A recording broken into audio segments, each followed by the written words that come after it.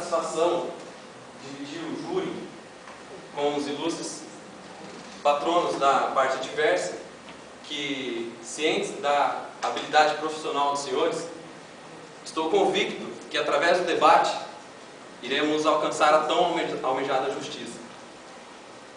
Também gostaria de aproveitar a oportunidade aqui de parabenizar a equipe da promotoria pelos esforços empreendidos, e para dar início eu convido aqui o Dr. Elan Mendes para iniciar os nossos trabalhos. Obrigado.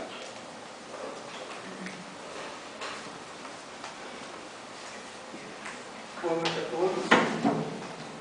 Gostaria de iniciar falando sobre a importância da decisão que vai ser tomada nessa noite. O caso é um caso de 5 exploradores em uma expedição em uma caverna, em decorrência de uma avalanche, acabaram ficando presos dentro dessa caverna. E, durante o período que eles ficaram confinados dentro desse local, 4 exploradores se uniram e cometeram o assassinato de um deles para poder se alimentar da carne. Então, o caso que se apresenta aqui hoje à noite é um caso de um crime cometido contra a vida de um ser humano. Contra a vida de um ser humano. A vida sendo o bem maior e mais valioso de cada cidadão. Os 4 acusados agiram de forma premeditada em sua ação. Por que eu digo de forma premeditada? Porque eles tiveram tempo de planejar, de criar regras da maneira como seria escolhida a vítima, de instituir um jogo de azar, porque a escolha foi feita a partir de regras de um jogo de dados. E aquele que perdesse seria sacrificado para servir alimentos aos demais. Então, estamos o tempo de arquitetar todas essas situações para poder escolher a vítima que seria sacrificada naquele momento. A vítima chamava-se Roger Fletchmore. A princípio, os 5 enclausurados dentro dessa caverna tiveram contato com a equipe de resgate a partir do 20º dia de enclausuramento.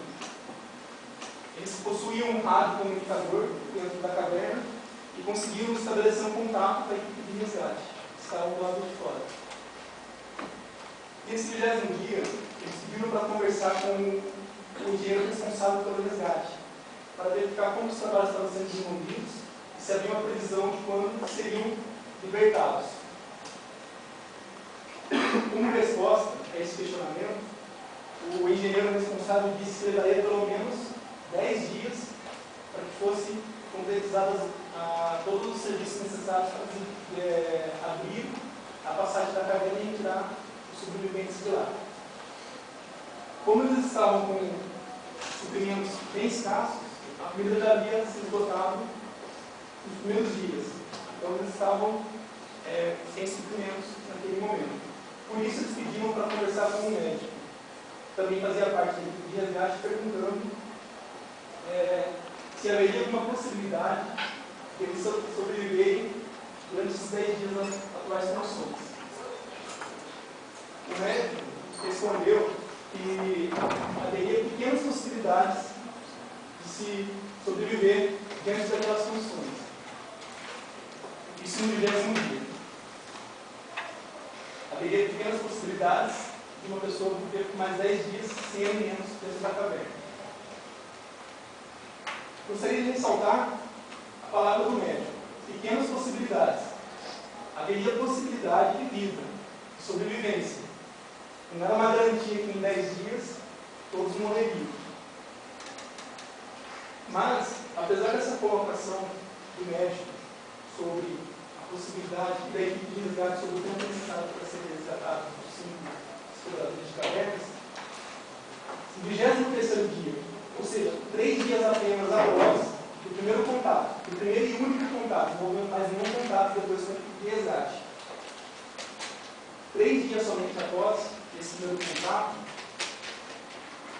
os 4 usados instituíram um jogo de dados e realizaram o sorteio contra a vontade da vítima, que a todo custo tentava convencê-los que seria necessário aguardar mais tempo. Não haveria necessidade de tomar naquele momento uma atitude tão precipitada. Por quê? Porque existia, mesmo que pequena, mas ainda existia a possibilidade de todos saírem vivos de lá. Mas os outros 4 cometeram um assassinato, um total desprezo ao valor de uma vida, ignoraram totalmente essa possibilidade de sobrevivência de todos e executaram de forma sumária e covarde a vítima Roger Whitmore. Na realidade, haveria mais tempo para eles poderem verificar quais são as consequências daquela ação. Não havia necessidade, naquele momento, de tomar uma atitude tão drástica dessa maneira. Existem pesquisas científicas que comprovam e dizem que uma pessoa saudável, uma boa saúde, em condições extremamente adversas, conseguia ficar até 40 dias sem comer. Lógico que isso dependeria da existência de cada um. Cada pessoa tem um metabolismo, tem uma forma de gordura corporal extra que ajuda. Quando você está sem alimentos, o organismo vai consumindo primeiro os carboidratos, depois a gordura e por fim as proteínas. Isso já é o momento que há uma atividade muito grande, fisicamente. Então, existem estudos que dizem que uma pessoa consegue ficar até 40 dias sem comer. A título de exemplo, Gandhi, líder e pacifista indiano, ficou, quando tinha 70 anos de idade, ficou 21 dias sem comer. 21 dias, um senhor de 70 anos de idade. Então, para se ver que o tempo de 10 dias que foi colocado, talvez seria o tempo suficiente para que todos conseguissem sair com vida da caverna. Além do mais, existe uma outra situação que eu gostaria de trazer para os senhores com relação a um caso similar que aconteceu. A antropofagia, que é o ato de comer carne humana, não é uma cultura da civilização. Mas existem casos similares onde ocorreu a antropofagia. E um caso marcante foi o caso dos Andes, em 1972, quando um avião da Força Aérea do Uruguai estava levando a equipe do país para disputar um torneio no Chile. E o avião caiu na Cordilheira dos Andes, com 45 pessoas. Eles estavam numa situação extremamente adversa, de neve, frio, menos 30 graus, e naquele momento havia poucos suprimentos na aeronave, que também se esgotaram rapidamente,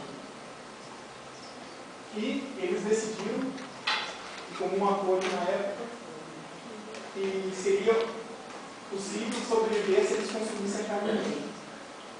Na queda do avião, morreram algumas pessoas, que haviam morrido na queda, e ao longo dos 71 dias que eles ficaram na Cordilheira dos Andes, outras pessoas foram morrendo. E a carne consumida foi uma das pessoas que já haviam sido mortas, ou que haviam morrido de forma natural, pelo acidente ou por outra necessidade de alimentação que a pessoa não tinha o suficiente, ou alguma fraqueza, enfim, foi morrendo de forma natural. Nenhuma delas foi assassinada para servir de alimento para outra pessoa. Inclusive, tem um dado interessante nessa história, que os sobreviventes combinaram entre si a seguinte situação: aqueles que viessem a falecer autorizaria os que sobrevivessem a consumir a carne do próprio corpo. Então se vê, diferentemente do caso das cavernas, onde houve um assassinato para poder suprir a necessidade de organização dos fatos usados, no caso dos Andes, houve o respeito máximo à dignidade da pessoa humana e à vida. O caso dos Andes é um caso que gerou até um filme famoso que chama Vivos, que conta essa história. Diferentemente disso, no caso das cavernas, dos exploradores de cavernas, eles agiram de forma premeditada. Não foi uma situação extrema que eles tinham que tomar uma atitude naquele momento. Eles pararam para se organizar e definir a forma com que seria executada a vítima, sem dar a mínima chance de defesa. A vítima foi morta de forma covarde, 4 pessoas, naquela situação, atacaram o Sr. Roger Whitmore, não dando nenhuma chance de defesa. A palavra premeditar significa resolver com antecedência, após avaliações, conclusões, após reflexões sobre aquela situação. E foi justamente isso que eles fizeram. Eles refletiram sobre a situação, criaram uma regra contra a vontade da vítima, executaram esse plano de forma premeditada, o que descaracteriza de pronto a questão do estado de necessidade. No estado de necessidade não há uma premeditação, é um ato que é tomado no calor da situação, sendo necessário naquele momento se adotar aquela postura, porque poderia acontecer a perda da vida da pessoa. Não era esse caso, eles tinham tempo, poderiam esperar mais, mas não fizeram.